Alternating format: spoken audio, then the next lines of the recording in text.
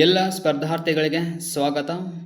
ಸಮಗ್ರ ಅರ್ಥಶಾಸ್ತ್ರ ಕೆಸೆಟ್ ಮತ್ತು ಪಿ ಯು ಲೆಕ್ಚರ್ ರಿಕ್ರೂಟ್ಮೆಂಟ್ಗೆ ಸಂಬಂಧಪಟ್ಟಂತೆ ನಾವು ಡಿಸ್ಕಷನ್ ಮಾಡ್ತಾ ಇದ್ವಿ. ಸೊ ಸ್ಪೆಷಲ್ ಆಗಿ ನಾವು ಹಿಂದೆ ಡಿಸ್ಕಷನ್ ಮಾಡಿರುವಂಥದ್ದು ಈ ಅನುಭೋಗ ಬಿಂಬಕ ಮತ್ತು ಹೂಡಿಕೆ ಬಿಂಬಕಗಳಿಗೆ ಸಂಬಂಧಪಟ್ಟಂತೆ ಕೇನ್ಸ್ ಅವರು ಹೇಳಿರುವಂತಹ ಕೆಲವು ವಿಚಾರಗಳ ಬಗ್ಗೆ ಮತ್ತು ಸಾಂಪ್ರದಾಯಿಕ ಪಂಥದ ಅರ್ಥಶಾಸ್ತ್ರಜ್ಞರು ಹೇಳಿರುವಂತಹ ಕೆಲವು ವಿಚಾರಗಳ ಬಗ್ಗೆ ನಾವು ಡಿಸ್ಕಷನ್ ಮಾಡಿದ್ವಿ.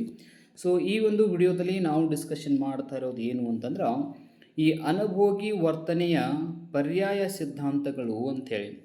ಸೊ ಇಲ್ಲಿ ಈ ರೀತಿಯಾಗಿ ಯಾಕೆ ಚೇಂಜ್ ಆಯಿತು ಅಂತಂದರೆ ಅಂತಂದ್ರೆ ಇಲ್ಲಿ ಈ ಸೂಕ್ಷ್ಮ ಅರ್ಥಶಾಸ್ತ್ರದಲ್ಲಿ ನಾವು ಅನುಭೋಗಿಯ ವರ್ತನೆಯ ಒಂದು ಸಿದ್ಧಾಂತ ಅಂಥೇಳಿ ಡಿಸ್ಕಷನ್ ಮಾಡ್ತೀವಿ.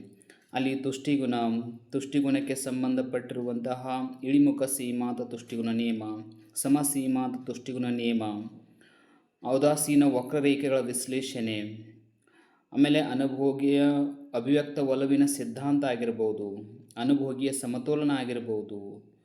ಸೊ ಅಲ್ಲಿ ಬೇಡಿಕೆಗೆ ಸಂಬಂಧಪಟ್ಟಂಗ ತುಷ್ಟಿಗುಣ ಅಂತಂದರೆ ಮತ್ತೇನೂ ಅಲ್ಲ, ಈ ಸರಕಿನಲ್ಲಿ ತುಷ್ಟಿಗುಣ ಇದೆ ಅಂತಂದ್ರೆ ಅದಕ್ಕೆ ಬೇಡಿಕೆ ಹೆಚ್ಚಾಗತ್ತೆ ಅಂತ ಅರ್ಥ. ಹಾಗಾಗಿ ಅವುಗಳನ್ನು ಬೇಡಿಕೆ ನಿಯಮ ಅಥವಾ ಬೇಡಿಕೆಯ ಸಿದ್ಧಾಂತಗಳು ಅಂತ ಕೂಡ ಕರಿತೀವಿ ನಾವು. ಹಾಗಿದ್ಮೇಲೆ ಈ ಸಮಗ್ರ ಅರ್ಥಶಾಸ್ತ್ರದಲ್ಲಿ ಯಾಕೆ ಈ ಅನುಭೋಗಿ ವರ್ತನೆ ಬಗ್ಗೆ ಡಿಸ್ಕಷನ್ ಮಾಡಲಾಗತ್ತೆ? ಸೊ ಇದನ್ನು ಸ್ವಲ್ಪ ಗಮನಿಸ್ಬೇಕು ನಾವು. ಯಾಕಂತಂದ್ರೆ ಅಲ್ಲಿ ಅಲ್ಫ್ರೆಡ್ ಮಾರ್ಷಲ್ ಅವರು ಏನು ಮಾಡ್ತಾರೆ ಅಂತಂದ್ರೆ ಈ ಅನುಭೋಗಿಯ ವರ್ತನೆಯ ಕುರಿತು ಸಿದ್ಧಾಂತಗಳಿಗೆ ಸಂಬಂಧಪಟ್ಟಂತೆ ವಿಶ್ಲೇಷಣೆಯನ್ನು ಹೆಚ್ಚು ಮಾಡಿದ್ದಾರೆ. ಆನಂತರ ಹಿಗ್ಸ್ ಬರ್ತಾರೆ. ಸೊ ಈ ರೀತಿಯಾಗಿ ಬೇರೆ ಬೇರೆ ಅನುಭೋಗಿಯ ವರ್ತನೆ ಹೆಂಗೆ ಚೇಂಜ್ ಆಗುತ್ತೆ, ಸೊ ಆ ಅನುಭೋಗಿಯ ವರ್ತನೆ ಅನ್ನೋದು ಬೆಲೆಯ ಮೇಲೆ ನಿರ್ಧರಿತ ಆಗಿರುತ್ತಾ ಅಥವಾ ಆದಾಯದ ಮೇಲೆ ಆಗಿರುತ್ತಾ, ಸೊ ಸರಕುಗಳ ಮೇಲೆ ಡಿಪೆಂಡ್ ಆಗಿರುತ್ತಾ. ಸೊ ಹೀಗೆ ಬೇರೆ ಬೇರೆ ರೀತಿಯಾದ ಒಂದು ಪರಿಕಲ್ಪನೆಗಳನ್ನು ನಾವಲ್ಲಿ ಸ್ಟಡಿ ಮಾಡಿದ್ವಿ ಸೂಕ್ಷ್ಮ ಅರ್ಥಶಾಸ್ತ್ರದಲ್ಲಿ. ಬಟ್ ಇಲ್ಲಿ ಇರುವಂಥದ್ದು ಸ್ವಲ್ಪ ವಿಶೇಷ ಏನು ಅಂತಂದ್ರೆ ಈ ಕೇನ್ಸ್ ಅವರು ಹೇಳುವಂತೆ ಒಂದು ಸಿದ್ಧಾಂತ ಬರುತ್ತೆ. ಅದು ಯಾವುದು ಅಂತಂದ್ರೆ ನಿರಪೇಕ್ಷ ಆದಾಯ ಪ್ರಮೇಯ ಅಂಥೇಳಿ ಒಂದು ಸಿದ್ಧಾಂತ ಬರುತ್ತೆ. ಸೊ ಅದನ್ನು ಸ್ಪೆಷಲಾಗಿ ನಾವು ಅನುಭೋಗಿ ವರ್ತನೆಯ ಪರ್ಯಾಯ ಸಿದ್ಧಾಂತ ಅಂತ ಕರಿತೀವಿ. ಇಂಗ್ಲೀಷಲ್ಲಿ ಇದಕ್ಕೆ ಅಬ್ಸಲ್ಯೂಟ್ ಇನ್ಕಮ್ ಹೈಪೋಥಿಸಿಸ್ ಅಂತ ಕರಿತೀವಿ. ಕ್ವಶನ್ ಕೇಳ್ತಿರ್ತಾರೆ, ಅಬ್ಸಲ್ಯೂಟ್ ಇನ್ಕಮ್ ಹೈಪೋಥಿಸಿಸ್ ಅಥವಾ ನಿರಪೇಕ್ಷ ಆದಾಯ ಪ್ರಮೇಯವನ್ನು ಹೇಳಿದವರು ಯಾರು ಅಂತ ಕ್ವಶನ್ ಕೇಳ್ತಿರ್ತಾರೆ. ನಮಗೆ ಗೊತ್ತಿರಬೇಕು ಕೇನ್ಸ್ ಅಂತೇಳಿ, JM ಕೇನ್ಸ್ ಅಂತೇಳಿ. ನಮಗೆಲ್ಲ ಗೊತ್ತಿದೆ ಸಮಗ್ರ ಅರ್ಥಶಾಸ್ತ್ರಕ್ಕೆ ಮಹತ್ವದ ಕೊಡುಗೆಯನ್ನು ಕೊಟ್ಟವರು JM ಕೇನ್ಸ್ ಅಂತೇಳಿ ನಮಗೆ ಗೊತ್ತಿದೆ. ಆದರೆ ಇವರು ಕೂಡ ಏನು ಮಾಡಿದ್ದಾರೆ, ಇವರು ಸಮಗ್ರ ಅರ್ಥಶಾಸ್ತ್ರಕ್ಕೆ ಕೊಡುಗೆ ಕೊಟ್ಟಿದ್ದಾರೆ. ಆದರೆ ಸೂಕ್ಷ್ಮ ಅರ್ಥಶಾಸ್ತ್ರಕ್ಕೆ ಸಂಬಂಧಪಟ್ಟಂಥ ಸ್ವಲ್ಪ ವಿಚಾರಗಳ ಬಗ್ಗೆಯೂ ಕೂಡ ಗಮನ ಹರಿಸ್ತಾರೆ ಅಂತ ಆಯ್ತು ಇದರ ಅರ್ಥ.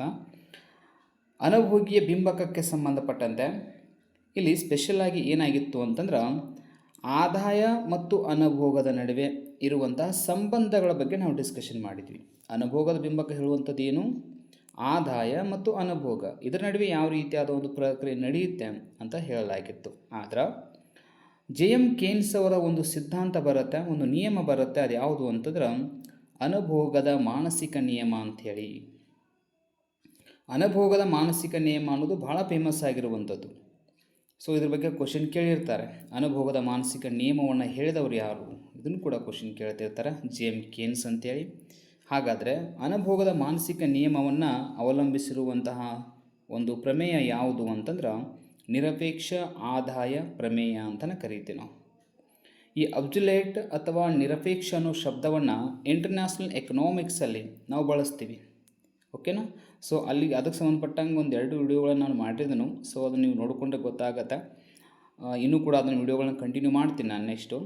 ಸೊ ಇಲ್ಲಿ ಇದನ್ನು ನೋಡೋದಾತಂದ್ರೆ ನಮಗೆ ಕ್ಲಿಯರ್ ಆಗುತ್ತೆ, ಇದು ಮಾನಸಿಕ ನಿಯಮ, ಅನುಭೋಗದ ಮಾನಸಿಕ ನಿಯಮವನ್ನು ಅವಲಂಬಿಸಿರುವಂಥದ್ದು ಪ್ರಮೇಯ ಅಂತ ಅರ್ಥ. ಹಾಗಾದ್ರೆ ಅನುಭೋಗ ಮಾನಸಿಕ ನಿಯಮ ಏನು ಹೇಳುತ್ತೆ, ಅನುಭೋಗಿಯ ಆದಾಯ ಹೆಚ್ಚಳದೊಡನೆ ಅನುಭೋಗವು ಹೆಚ್ಚಳವಾಗುತ್ತೆ. ಇದು ಕಾಮನ್. ನಮ್ಮದು ಆದಾಯ ಹೆಚ್ಚಾತಂದ್ರೆ ಆಟೋಮೆಟಿಕ್ ನಾವು ಏನು ಮಾಡ್ತೀವಿ, ಅನುಭೋಗವನ್ನು ಹೆಚ್ಚು ಮಾಡೇ ಮಾಡ್ತೀವಿ.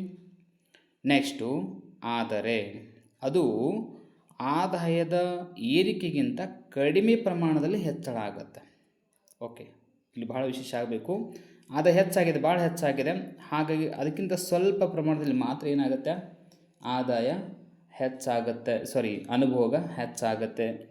ಉದಾಹರಣೆಗೆ ನಾವು ಪ್ರಾರಂಭದಲ್ಲಿ ಹೇಳ್ಬೋದು. ಈಗ ಫಾರ್ ಎಕ್ಸಾಂಪಲ್ 10,000 ಇದ್ದಿರುವಂಥ ಇನ್ಕಮ್ಮು 15,000 ಆಗಿದೆ. ಮೊದಲಿಗೆ 10,000ದಲ್ಲಿ 8,000 ರೂಪಾಯಿಯನ್ನು ಏನು ಮಾಡ್ತಿದ್ವಿ, ನಾವು ಅನುಭೋಗ ಮಾಡ್ತಾಯಿದ್ವಿ. 2,000 ರೂಪಾಯಿ ಏನಾಗ್ತಿತ್ತು, ಉಳಿತಾಯ ಅಂತ ಆಗ್ತಿತ್ತು. ಈಗ 8,000 ರೂಪಾಯಿಂದ ಏನು ಮಾಡಿದ್ವಿ, ನಾವು 10,000 ರೂಪಾಯಿಗೆ ಹೆಚ್ಚು ಮಾಡಿದ್ವಿ ಅಂತ ತಿಳ್ಕೊಳ್ಳಿ ಅನುಭೋಗವನ್ನು. ಆವಾಗ ಎಷ್ಟು ಉಳಿತಾಯ ಆಯಿತು, 5,000 ರೂಪಾಯಿ ಆಯಿತು. ಇದರ ಅರ್ಥ ಏನು, ಆದಾಯ ಹೆಚ್ಚಾಗಿ ತಿಳ್ಕೊಂಡು ಅನುಭೋಗನೂ ಕೂಡ ಅಷ್ಟೇ ಪ್ರಮಾಣದಲ್ಲಿ ಹೆಚ್ಚು ಮಾಡೋದಿಲ್ಲ, ಸ್ವಲ್ಪ ಕಡಿಮೆ ಮಟ್ಟದಲ್ಲಿ ಹೆಚ್ಚು ಮಾಡ್ತೀವಿ ಅಂತ ಅರ್ಥ ಆಗುತ್ತೆ. ಈ ರೀತಿಯಾಗಿ ಹೇಳುವಂಥದ್ದು ಮಾನಸಿಕ ನಿಯಮ. ನೆಕ್ಸ್ಟು, ಒಂದು ವೇಳೆ ಆದಾಯ ಕಡಿಮೆಯಾದರೆ ಅನುಭೋಗವು ಕಡಿಮೆಯಾಗುತ್ತದೆ. ಇದು ಕಾಮನ್. ನಮ್ಮ ಆದಾಯ ಕಡಿಮೆ ಆದರೆ ಆಟೋಮೆಟಿಕ್ ನಾವು ಅನುಭವವನ್ನು ಕಡಿಮೆ ಮಾಡೇ ಮಾಡ್ತೀವಿ. ಇದು ಕ್ಯಾಶುವಲ್ ಇರುವಂಥದ್ದು, ಗೊತ್ತಿರುತ್ತೆ. ಆದರೆ ಆದಾಯಕ್ಕಿಂತ ಕಡಿಮೆ ಮಟ್ಟದಲ್ಲಿ ಕಡಿಮೆ ಆಗುತ್ತೆ. ಇದು ಭಾಳ ಇಂಪಾರ್ಟೆಂಟ್. ಹೈಲೈಟ್ ಆಗೋದೇ ಈ ಲಾಸ್ಟ್ ಪಾಯಿಂಟ್ ಭಾಳ ಇಂಪಾರ್ಟೆಂಟ್ ಆಗುತ್ತೆ. ನೋಡಿ, ನಮ್ಮ ಆದಾಯ ಹೆಚ್ಚಾತಂದ್ರೆ ಹೆಚ್ಚು ಮಾಡ್ತೀವಿ ಅನುಭೋಗವನ್ನು ಒಂದು ಮಟ್ಟಕ್ಕೆ. ಆದಾಯ ಕಡಿಮೆ ಆತಂದ್ರೆ ಏನು ಮಾಡ್ತೀವಿ, ಅದಕ್ಕಿಂತ ಕಡಿಮೆನೇ ಏನು ಮಾಡ್ತೀವಿ, ನಾವು ಅನುಭೋಗ ಮಾಡ್ತೀವಿ. ಈ ಟೈಮಲ್ಲಿ ಏನಾಗತ್ತಂತಂದ್ರೆ ನಮ್ಮ ಆದಾಯ ಭಾಳ ಕಡಿಮೆ ಆಗಿರುತ್ತೆ, ಬಟ್ ಅನುಭೋಗ ಕಡಿಮೆ ಆಗಲಿಲ್ಲ ಅಂದ್ರೆ, ಅಷ್ಟರ ಮಟ್ಟಿಗೆ ಕಡಿಮೆ ಆಗಲಿಲ್ಲ ಅಂದರೆ ಏನು ಸಮಸ್ಯೆ ಉದ್ಭವಿಸುತ್ತಂದ್ರೆ ಕೊರತೆ ಉಂಟಾಗುತ್ತೆ, ಆದಾಯದ ಕೊರತೆ ಉಂಟಾಗುತ್ತೆ. ಸೊ ಈ ಸಮಸ್ಯೆ ಉದ್ಭವಿಸುತ್ತೆ. ಸೊ ಇದ್ರ ಬಗ್ಗೆ ಹೇಳಿರುವಂಥದ್ದು ಯಾವುದು ಅಂತಂದ್ರೆ ನಿರಪೇಕ್ಷ ಆದಾಯ ಪ್ರಮೇಯ. ಸೊ ಅದೇನು ಅನ್ನೋದನ್ನು ಈಗ ನೆಕ್ಸ್ಟ್ ನೋಡೋಣ ಅದ್ರ ಬಗ್ಗೆ. ಬಟ್ ಈಗ ನಮಗೆ ಮಾನಸಿಕ ನಿಯಮದ ಬಗ್ಗೆ ಕ್ಲಿಯರಾಗಿ ಅರ್ಥ ಆಗಿರಬೇಕು. ಯಾಕೆ ಇದಕ್ಕೆ ಮಾನಸಿಕ ಅಂತ ಕೊಟ್ಟರು ಅಂತಂದ್ರೆ, ಸೈಕಲಾಜಿಕಲ್ ಏನು ಅದಕ್ಕೊಂದು ಬೇಸ್ ಯಾಕೆ ಕೊಟ್ಟರು ಅಂತಂದ್ರೆ, ಮನುಷ್ಯನ ಮೈಂಡ್ ಆಗಿದೆ. ನಾವು ಮಾರುಕಟ್ಟೆಯಲ್ಲಿ ಹೋದಾಗ, ಮಾರುಕಟ್ಟೆಯಲ್ಲಿ ಸರಕುಗಳನ್ನು ಖರೀದಿ ಮಾಡುವಾಗ ನಾವು ಬಹಳ ವಿಚಾರ ಮಾಡ್ತಾ ಇರ್ತೀವಿ. ಮೆಂಟಲಿ ಬಹಳ ಸರಕುಗಳನ್ನು ಚೂಸ್ ಮಾಡೋ ಟೈಮ್ದಲ್ಲಿ ಭಾಳ ವಿಚಾರ ಮಾಡ್ತಾ ಇರ್ತೀವಿ. ಬೆಲೆಯನ್ನು ಆಧರಿಸಿ ನೋಡ್ತಿರ್ತೀವಿ. ನಮ್ಮ ಹತ್ರ ಎಷ್ಟು ಹಣ ಇದೆ ಅದನ್ನು ವಿಚಾರ ಮಾಡ್ತಿರ್ತೀವಿ. ಇಷ್ಟು ಬೆಲೆ ಕೊಟ್ಟರೆ ಎಷ್ಟು ವಸ್ತುಗಳು ಸಿಗ್ತಾವೆ ಅನ್ನೋದು ವಿಚಾರ ಮಾಡ್ತಿರ್ತೀವಿ. ಆಮೇಲೆ ಇದು ಎಷ್ಟು ತಾಳ್ವಿಕೆ ಬರುತ್ತೆ, 2 ದಿವಸ ಬಾಳಿಕೆ ಬರುತ್ತೆ ಅನ್ನೋದ್ರ ಬಗ್ಗೆಯೂ ವಿಚಾರ ಮಾಡ್ತಾಯಿರ್ತೀವಿ. ಸೊ ಬೇರೆ ಬೇರೆ ವಿಚಾರಗಳನ್ನ ಮಾಡಿನೇ ಆ ಸರಕನ್ನು ಏನು ಮಾಡಿದ್ವಿ, ನಾವು ಖರೀದಿ ಮಾಡ್ತೀವಲ್ಲ. ಇದೇ ಏನಪ್ಪ ಅಂದರೆ ಮಾನಸಿಕ, ಅನುಭೋಗಿಯ ಮಾನಸಿಕ ವಿಚಾರಕ್ಕೆ ಸಂಬಂಧಪಟ್ಟಿರುವಂಥದ್ದು. ಹಾಗಾಗಿ ಇಲ್ಲಿ ವಿಶೇಷವಾಗಿ ಏನಾಗುತ್ತೆ, ಪ್ರಮುಖವಾಗಿ ಆದಾಯ ಅನ್ನೋದೇ ಮೇನ್ ಬೇಸ್ ಆಗಿದೆ. ಏನು, ನಿರಪೇಕ್ಷ ಆದಾಯ. ಯಾಕಂದರೆ ಆದಾಯ ಅಂತ ಏನು ಮಾಡಿದ್ದಾರೆ, ಅವರು ಮೆನ್ಷನ್ ಮಾಡಿದ್ದಾರೆ. ಸೊ ಇದು ಹೈಲೈಟ್ ಆಗುತ್ತೆ. ಸೊ ಅದು ಏನು ಅನ್ನೋದನ್ನು ಈಗ ನೆಕ್ಸ್ಟ್ ನಾವೇನು ಮಾಡೋಣ, ಸ್ವಲ್ಪ ಕ್ಲಿಯರಾಗಿಯೇ ಅರ್ಥ ಮಾಡ್ಕೊಳ್ಳೋಣ. ಇಲ್ಲಿ ನಾವು ಬಹಳ ಈಸಿಯಾಗಿಯೇ ಅರ್ಥ ಮಾಡ್ಕೊಳ್ಬೋದು ಅಂತ, ಏನು ಡಿಫಿಕಲ್ಟ್ ಅಂತ ಏನಿಲ್ಲ. ಈ ಒಂದು ಪ್ರಮೇಯ ಬಹಳ ಈಸಿ ಇದೆ. ಹಾಗಾದರೆ ಏನು ಅಂತ ನೋಡಿದಾಗ, ಅನುಭೋಗ ಮತ್ತು ಆದಾಯ ನಡುವಿನ ಸಂಬಂಧವನ್ನು ಸೂಚಿಸುತ್ತದೆ ಈ ಪ್ರಮೇಯ. ನಿರಪೇಕ್ಷ ಆದಾಯ ಪ್ರಮೇಯ ಅನ್ನೋದು ಏನು ಹೇಳಿಕೊಡುತ್ತೆ, ಅನುಭೋಗ ಮತ್ತು ಆದಾಯದ ನಡುವಿನ ಸಂಬಂಧವನ್ನು ಹೇಳಿಕೊಡುತ್ತೆ. ಆದರೆ ದೀರ್ಘಾವಧಿಯಲ್ಲಿ ಆದಾಯವನ್ನು ಹೊರತುಪಡಿಸಿ ಇತರ ಅಂಶಗಳು ಕೂಡ ಅನುಭೋಗದ ಮೇಲೆ ಪ್ರಭಾವ ಬೀರುತ್ತವೆ. ಆ್ಯಕ್ಚುಲಿ ಇದು ಪ್ರಭಾವ ಅಂತ ಆಗಬೇಕು, ಓಕೆನಾ. ಪ್ರಭಾವ ಬೀರುತ್ತವೆ ಅಂದರೆ ಭವಿಷ್ಯದಲ್ಲಿ ಏನಾಗುತ್ತೆ ಅಂದರೆ, ದೀರ್ಘಾವಧಿ ಸ್ಪೆಷಲಾಗಿ ಇವ್ರು ಕನ್ಸಿಡರ್ ಮಾಡಿದ ಯಾವುದಿದು, ದೀರ್ಘಾವಧಿಯಲ್ಲಿ ಏನಾಗುತ್ತೆ, ಬದಲಾವಣೆ ಭಾಳ ಆಗುತ್ತೆ. ಆವಾಗ ಈ ಅನುಭೋಗದ ಬಿಂಬಕ ಏನಾಗುತ್ತೆ, ಮೇಲ್ಮುಖವಾಗಿ ಚಲಿಸುತ್ತೆ ಅಂತ ಹೇಳಿಬಿಡ್ತಾರೆ. ಹಾಗಾದ್ರೆ ಏನಿರಬಹುದು ಅಂದರೆ, ಆದಾಯ ಕಡಿಮೆ ಆದರೂ ಕೂಡ ಅನುಭವ ಕಡಿಮೆ ಆಗೋದಿಲ್ಲ, ಅನುಭವ ಹೆಚ್ಚನ ಆಗ್ತಾ ಇರುತ್ತೆ ಅಂತ ಅರ್ಥ. ಅಥವಾ ಆದಾಯ ಸ್ವಲ್ಪ ಹೆಚ್ಚಾದರೂ ಅನುಭವ ಹೆಚ್ಚನ ಆಗ್ತಾ ಹೋಗುತ್ತೆ, ಕಡಿಮೆ ಆಗೋದಿಲ್ಲ. ಇದನ್ನು ಹೇಳುವಂಥದ್ದು ಏನಪ್ಪ ಅಂತಂದರೆ, ವಿಶೇಷವಾಗಿ ಇದನ್ನು ಮೆನ್ಷನ್ ಮಾಡಿದ್ದಾರೆ. ಹಾಗಾಗಿ ಇದರಿಂದ ಅನುಭೋಗ ಏನಾಗುತ್ತೆ, ಯಾವಾಗಲೂ ಕೂಡ ಹೆಚ್ಚು ಆಗ್ತಾನೆ ಇರುತ್ತೆ. ಹಾಗಾದರೆ ಆದಾಯವನ್ನು ಹೊರತುಪಡಿಸಿ ಇರುವಂಥವುಗಳು ಯಾವುವು? ಅದಕ್ಕೆ ಕಾರಣ ಕುಟುಂಬಗಳು ತಮ್ಮ ಸ್ವತ್ತುಗಳನ್ನು ಹೊಂದುವಿಕೆಯಿಂದಾಗಿ ಅನುಭೋಗ ಬಿಂಬಕ ಮೇಲ್ಮುಖ ಚಲನೆಯನ್ನು ಹೊಂದುತ್ತದೆ. ಇದು ಭಾಳ ಕ್ಲಿಯರ್ ಕಟ್ ಇದೆ, ಮೆನ್ಷನ್ ಮಾಡಿದ್ದಾರೆ ಕರೆಕ್ಟಾಗಿ. ಕುಟುಂಬಗಳು ಸ್ವತ್ತುಗಳನ್ನು ತಮ್ಮ ಸಂಪತ್ತನ್ನು ಹೊಂದೋದ್ರಿಂದ, ಜಾಸ್ತಿ ಸಂಪತ್ತನ್ನು ಹೊಂದೋದ್ರಿಂದ ಏನಾಗುತ್ತಂದರೆ, ನಮ್ಮ ಅನುಭೋಗವನ್ನು ಏನು ಮಾಡ್ತಾವೆ, ಹೆಚ್ಚನ ಮಾಡ್ತಾ ಹೊರತು ಕಡಿಮೆ ಮಾಡೋದಿಲ್ಲ. ಇದರಿಂದ ಅನುಭೋಗದ ಬಿಂಬಕ ಏನಾಗುತ್ತೆ, ಮೇಲ್ಮುಖ. ಅನುಭೋಗದ ಬಿಂಬಕ ಅಂದರೆ ಮತ್ತೇನೂ ಅಲ್ಲ, ಈ ಆದಾಯ ಮತ್ತು ಅನುಭೋಗದ ನಡುವಿನ ವಿಶೇಷತೆಯೇ ಐತಿ, ಇಲ್ಲಂತಲ್ಲ. ಬಟ್ ಆದಾಯವನ್ನು ಹೊರತುಪಡಿಸಿ ನಾವು ಏನು ಸೇರಿಸ್ತಾ ಇದ್ದೀವಿ, ಸಂಪತ್ತು ಅಥವಾ ಸ್ವತ್ತನ್ನು ಸೇರಿಸ್ತಾ ಇದ್ದೀವಿ ಅಷ್ಟೇ. ಹಾಗಾಗಿ ಸ್ವತ್ತು ಹೆಚ್ಚಾಯ್ತಂದ್ರೆ ಸಂಪತ್ತು ಹೆಚ್ಚಾತಂದ್ರೆ ಅನುಭೋಗ ಹೆಚ್ಚಾಗುತ್ತೆ ಅನ್ನೋದೇ ಏನು ಅಂತಂದ್ರೆ ಅನುಭೋಗದ ಬಿಂಬಕ ಅಂತ ಹೇಳ್ಬೋದು ನಾವಿಲ್ಲಿ. ಅಂದರೆ ಇದನ್ನು ಕನ್ಸಿಡರ್ ಮಾಡತ್ತೀವಿ, ಆದಾಯದ ಬದಲಿಗೆ ಇದನ್ನು ತೊಗೊಳಕತ್ತೀವಿ ನಾವು. ಆ್ಯಕ್ಚುಲಿ ಅನುಭೋಗದ ಬಿಂಬಕ ಏನು ಹೇಳುತ್ತೆ, ಆದಾಯ ಮತ್ತು ಅನುಭೋಗದ ನಡುವಿನ ಸಂಬಂಧವನ್ನು ಹೇಳಿಕೊಡುತ್ತೆ. ಬಟ್ ಇಲ್ಲಿ ಆದಾಯ ಹೊರತುಪಡಿಸಿದ್ವಿ, ನಾವು ಆದಾಯವನ್ನು ತೆಗೆದಿದ್ದೀವಿ, ಇಲ್ಲಿ ಸಂಪತ್ತು ಅಂತೇಳಿ ಆ್ಯಡ್ ಮಾಡಿದ್ದೀವಿ. ಹಾಗಾಗಿ ಅನುಭೋಗದ ಬಿಂಬಕ ಅನ್ನೋದು ಈಗ ಏನು ಹೇಳ್ಕೊಡತ್ತೆ, ಸಂಪತ್ತು ಹೆಚ್ಚಳವ ಅಂತ ಅನುಭೋಗ ಹೆಚ್ಚಳ ಆಗುತ್ತೆ. ಎಷ್ಟು ಮಟ್ಟಿಗೆ ಹೆಚ್ಚಳ ಆಗುತ್ತೆ ಅಂತ ಹೇಳುವಂಥದ್ದು. ನೆಕ್ಸ್ಟ್ ಏನಾಗುತ್ತಂದರೆ, ಹೊಸ ಅನುಭೋಗ ವಸ್ತುಗಳ ಅಸ್ತಿತ್ವದಿಂದ ಅನುಭೋಗ ಹೆಚ್ಚಳವಾಗುತ್ತದೆ. ಹೊಸ ಅನುಭೋಗ ವಸ್ತುಗಳಂದ್ರೆ ವೆರೈಟಿ ಬರ್ತಾವೆ ಮಾರುಕಟ್ಟೆ ಒಳಗೆ, different colours, different taste, so variety ಸರಕುಗಳು ಬರೋದರಿಂದ ನಾವು ಹೆಚ್ಚು ಆ ಸರಕುಗಳನ್ನ ಕೊಂಡ್ಕೊಳ್ಳೋಕೆ ಹೋಗ್ತೀವಿ. ಕಾಮನ್ ಇದು, ಡಿಸೈನ್ ಆಗಿರ್ಬೋದು, ಓಕೆನಾ, ಹೊಸತನ, ಇನೋವೇಷನ್ಸ್ ಥಿಯರಿ ಹೇಳಿದ್ದಾರೆ, ಸುಂಬಿಟರ್ ಅವರು ಹೇಳ್ತಾರೆ ಇನೋವೇಷನ್ ಥಿಯರಿ. ಹಾಗಾಗಿ ಅದ್ರ ಬಗ್ಗೆ ನಾನು ಹೇಳ್ತೀನಿ, ಅದ್ರ ಬಗ್ಗೆ ಡಿಸ್ಕಷನ್ ಮಾಡ್ತೀನಿ ನಾನು. ಸೊ ಇಲ್ಲಿ ಹೊಸತು ಬಂತಂದರೆ ನಮ್ಮ ಅನುಭೋಗ ಹೆಚ್ಚಾಗೇ ಆಗುತ್ತೆ, ನಾವು ಕಡಿಮೆ ಮಾಡಲಿಕ್ಕೆ ಆಗೋದಿಲ್ಲ. ನೆಕ್ಸ್ಟ್ ಏನಾಗ್ಬೋದು, ನಗರೀಕರಣದಿಂದ ಅನುಭೋಗ ಹೆಚ್ಚಾಗುತ್ತೆ ಅಂತ ಹೇಳ್ತಾರೆ. ನಗರೀಕರಣದಿಂದ ಅನುಭವ ಹೆಚ್ಚಾಗುತ್ತೆ, ಯಾಕಂದ್ರೆ ನಗರ ಬಂತಂದರೆ ಅಲ್ಲಿ ಎಲ್ಲ ಥರ ಮನೋರಂಜನೆ ಆಗಿರ್ಬೋದು, ಹೊಸ ಹೊಸ ವಿಚಾರಗಳು, ಹೊಸ ಹೊಸ ವಸ್ತುಗಳಾಗಿರ್ಬೋದು, ಏನೋ ಒಂದು ಹೊಸದು ಮನೋರಂಜನೆ ಅಂತ ಇರುತ್ತೆ. ಹಾಗಾಗಿ ಅನುಭವ ತಾನಾಗಿ ಹೆಚ್ಚಳ ಆಗುವಂಥದ್ದು. ಇನ್ನು ನೆಕ್ಸ್ಟ್ ಪಾಯಿಂಟ್ ಹೈಲೈಟ್ ಆಗುತ್ತೆ ನೋಡಿ, ವೃದ್ಧ ಜನರ ಶೇಕಡಾವಾರಿನಲ್ಲಿ ಏರಿಕೆಯಿಂದ ಅನುಭವ ಹೆಚ್ಚಾಗತ್ತಂತೆ. ಇದು ಹೇಗೆ, ಈ ಪಾಯಿಂಟ್ ಸ್ವಲ್ಪ ಕ್ಲಿಯರಾಗಿ ಅರ್ಥ ಆಗ್ಬೇಕು ನಮಗೆ. ಯಾವ ರೀತಿ ಹೇಗೆ ಅಂತಂದ್ರೆ, ವೃದ್ಧ ಜನರ ಸಂಖ್ಯೆ ಹೆಚ್ಚಳ ಅಂತಂದರೆ ಭವಿಷ್ಯದಲ್ಲಿ ದೀರ್ಘಾವಧಿಯಲ್ಲಿ ಏನಾಗ್ಬೋದು, ವೃದ್ಧರ ಸಂಖ್ಯೆ ಹೆಚ್ಚಾಗ್ಬೋದು. ಈ ಸದ್ಯಕ್ಕೆ ಯಂಗ್ ಜನ್ರೇಷನ್ ಭಾಳ ಐತಿ ತಿಳ್ಕೊಳ್ರಿ. ಈಗ 2024ರಲ್ಲಿ ಯಂಗ್ ಜನ್ರೇಷನ್ ಭಾಳ ಐತಿ. ಇದೊಂದು 20-30 ವರ್ಷ ಆದ ನಂತರ, ಓಕೆನಾ, 20-30 ವರ್ಷ ಆದ ನಂತರ ಏನಾಗುತ್ತೆ, ನಮ್ಮ ದೇಶದಲ್ಲಿ ಈ ವೃದ್ಧರ ಸಂಖ್ಯೆ ಹೆಚ್ಚಾಗತ್ತೆ. ವೃದ್ಧರ ಸಂಖ್ಯೆ ಹೆಚ್ಚಾದಾಗ ಈ ವೃದ್ಧರು ಏನು ಮಾಡೋಕ್ಕಾಗೋದಿಲ್ಲ, ಆ ಟೈಮ್ದೊಳಗೆ ಆದಾಯವನ್ನು ಗಳಿಸ್ಲಿಕ್ಕೆ ಆಗೋದಿಲ್ಲ. ಆದರೆ ಇವರು ಕಂಪಲ್ಸರಿ ಏನು ಮಾಡ್ತಾರೆ, ಅನುಭೋಗವನ್ನು ಮಾಡ್ತಾರೆ. ಅನುಭವವನ್ನು ಮಾಡ್ತಾರೆ. ಹಾಗಾಗಿ ಇವರ ಅನುಭೋಗ ಹೆಚ್ಚಳ ಆಗುತ್ತೆ ಹೊರತು ಆದಾಯ ಕಡಿಮೆ ಆಗುತ್ತೆ. ಇದರಿಂದ ಭವಿಷ್ಯದಲ್ಲಿ ಅನುಭವ ಹೆಚ್ಚಳ ಆಗುತ್ತೆ. ಹಾಗಾದರೆ ಒಟ್ಟಾರೆಯಾಗಿ ಇದು ಹೇಳ್ತಾ ಇರೋದು ಏನು ಅಂತಂದ್ರೆ, ಅನುಭೋಗ ಅನ್ನೋದು ಕೇವಲ ಆದಾಯಕ್ಕಷ್ಟೇ ನಾವು ಸೀಮಿತ ಅಲ್ಲ, ಅದನ್ನು ಹೊರತುಪಡಿಸಿ ಇತರ ಅಂಶಗಳು ಕೂಡ ದೀರ್ಘಾವಧಿಯಲ್ಲಿ ಏನಾಗ್ತವೆ, ಪ್ರಭಾವ ಬೀರ್ತವೆ. ಹಾಗಾಗಿ ಅನುಭೋಗ ಅನ್ನೋದು ಸ್ಟಾಫ್ ಆಗೋದಿಲ್ಲ, ಅದು ಯಾವಾಗಲೂ ಕೂಡ ಮೇಲ್ಮುಖವಾಗಿಯೇ ಇರುತ್ತೆ, ಕಡಿಮೆ ಆಗೋದಿಲ್ಲ ಅನುಭೋಗ. ಸೊ ಇದನ್ನು ದೂರದೃಷ್ಟಿಯನ್ನು ಇಟ್ಟುಕೊಂಡು ಈ ವಿಚಾರಗಳ ಬಗ್ಗೆ ಈ ಕೇನ್ಸ್ ಅವರು ಹೇಳಿರುವಂಥದ್ದು. ಹಾಗಾದರೆ ಇದ್ರ ಬಗ್ಗೆ ಸಿಂಪಲ್ಲಾಗಿ ಒಂದು ಡಯಾಗ್ರಾಮ್ ನಾವು ಕ್ಲಿಯರಾಗಿ ಅರ್ಥ ಮಾಡ್ಕೊಂಡ್ಬಿಟ್ರೆ ಗೊತ್ತಾಗ್ಬಿಡುತ್ತೆ ಇದು ಏನು ಪ್ರಮೇಯ, ಏನು ಹೇಳುತ್ತೆ. ಇದ್ರ ಬಗ್ಗೆ ಸಂಬಂಧಪಟ್ಟ ಕ್ವಶನ್ ಯಾವುದೇ ಬರಲಿ ನಾವು ಈಸಿಯಾಗಿ ಆನ್ಸರ್ ಮಾಡಬಹುದು.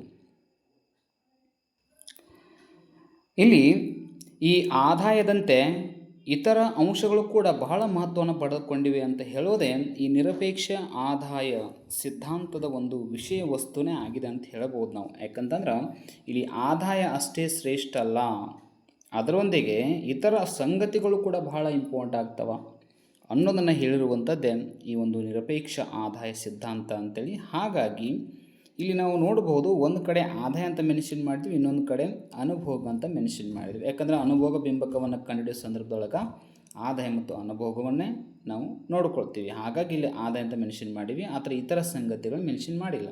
ಓಕೆ, ಇಲ್ಲಿ CL ಅಂದ್ರೆ ದೀರ್ಘಾವಧಿ ಅನುಭೋಗ, ಕನ್ಸಂಪ್ಷನ್ ಇನ್ ಲಾಂಗ್ ರನ್ ಅಂತ ಅರ್ಥ. ಅದು CL ಅಂದರೆ ಕನ್ಸಂಪ್ಷನ್ ಇನ್ ಲಾಂಗ್ ರನ್, ದೀರ್ಘಾವಧಿಯಲ್ಲಿ ಏನು ಅನುಭೋಗ ಅಂತ ಅರ್ಥ. ನೆಕ್ಸ್ಟು ಇವೆಲ್ಲ ಅಲ್ಪಾವಧಿ, CS1 CS2 ಅಂತೇಳಿ. ಕನ್ಸಂಪ್ಷನ್ ಇನ್ ಶಾರ್ಟ್ ರನ್ ಅಂತ ಅರ್ಥ. ಕನ್ಸಂಪ್ಷನ್ ಶಾರ್ಟ್ ರನ್ ಇನ್ 1 2 ಅಂತ 2 ರೇಖೆಗಳದಾವೆ.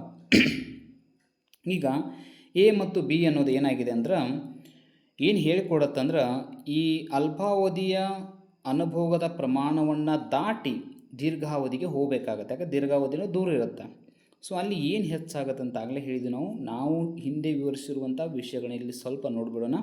ದೀರ್ಘಾವಧಿಯಲ್ಲಿ ಅನುಭೋಗ ಹೆಚ್ಚಾಗುತ್ತೆ, ಅಲ್ಪಾವಧಿಯಲ್ಲಿ ಈ ರೀತಿಯಾಗಿರುತ್ತೆ ಅನುಭೋಗ. ಓಕೆನಾ, ಅಲ್ಪಾವಧಿಯಲ್ಲಿ ಅನುಭೋಗ ಈ ರೀತಿಯಾಗಿರುತ್ತೆ, ದೀರ್ಘಾವಧಿಯಲ್ಲಿ ಈ ರೀತಿ ಆಗುತ್ತೆ. ಯಾಕಾಗತ್ತೆ, ಇಲ್ಲಿ ಆದಾಯವನ್ನು ಹೊರತುಪಡಿಸಿದರೂ ಕೂಡ ಇತರ ಅಂಶಗಳು ಹೆಚ್ಚು ಪ್ರಭಾವ ಬೀರೋದ್ರಿಂದ ದೀರ್ಘಾವಧಿಯಲ್ಲಿ ಇದು ಏನಾಗುತ್ತೆ, ಹೆಚ್ಚಾಗ್ತಾನೇ ಇರುತ್ತೆ, ಕಡಿಮೆ ಆಗೋದಿಲ್ಲ. ಆದರೆ ಅಲ್ಪಾವಧಿಯಲ್ಲಿ ಆದಾಯವನ್ನು ಹೆಚ್ಚು ಪರಿಗಣಿಸ್ತೀವಿ. ಹಾಗಾಗಿ ಇದು ಆದಾಯಕ್ಕೆ ಮಾತ್ರ ಈ CS1 ಮತ್ತು 2 ರೇಖೆಗಳೇನಿದಾವಲ್ಲ ಇವು ಕನ್ಸಿಡರ್ ಆಗ್ತಾವೆ ಅಂತ ಅನ್ನೋದು ಈ ಡಯಾಗ್ರಾಮ್ನ ಒಂದು ವಿಷಯ ವಸ್ತು. ಹಾಗಾಗಿ ಇಷ್ಟರ ಮೇಲೆ ನಾವು ಕ್ಲಿಯರಾಗಿ ಅರ್ಥ ಮಾಡ್ಕೊಂಡ್ಬಿಡ್ಬೋದು, ನಿರಪೇಕ್ಷ ಆದಾಯ ಸಿದ್ಧಾಂತ ಅನ್ನೋದು ಯಾವುದ್ರ ಬಗ್ಗೆನೇ ಡಿಸ್ಕಷನ್ ಮಾಡ್ತಾ ಇದೆ ಅಂತ ಕನ್ಕ್ಲೂಷನ್ ಹೇಳ್ಬೋದು ನಾವು ಈಸಿಯಾಗಿ. ಇಲ್ಲಿ ಆದಾಯವನ್ನು ಹೊರತುಪಡಿಸಿ ಇತರ ಸಂಗತಿಗಳು ಕೂಡ ಅನುಭೋಗದ ಮೇಲೆ ಸ್ಪೆಷಲಾಗಿ ದೀರ್ಘಾವಧಿಯಲ್ಲಿ ಹೆಚ್ಚು ಪ್ರಭಾವವನ್ನು ಬೀರ್ತಾವ.